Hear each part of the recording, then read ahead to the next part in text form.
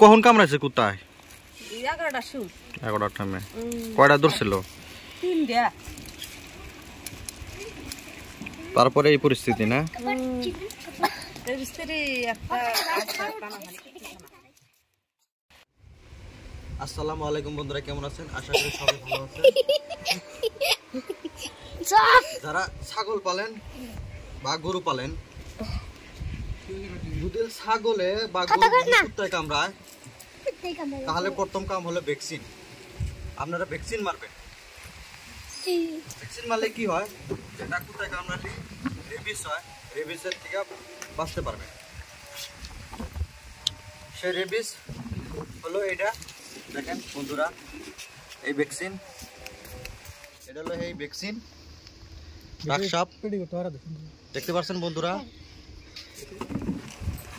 এটা মারবেন, মারলে হারে আপনার রেবিসের থেকে বাঁচতে পারবেন।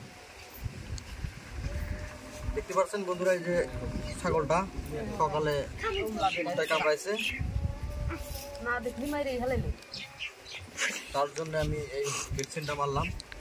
একে 7টা মারা লাগবো, একটা মারা হলো, 2-3 দিন পরে ফের আরেকটা মারবো, এবং 7টা মারবো।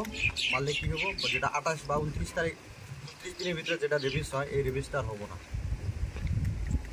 আপনারা কোথায় কামড়ালি কবিরাজদের বলে যাবেন না, যারা ফলো করবেন না, আগে ভ্যাকসিনটা মারবেন, তারপরে যেটা রেবিস হওয়ার পর আতঙ্ক থাকবেন।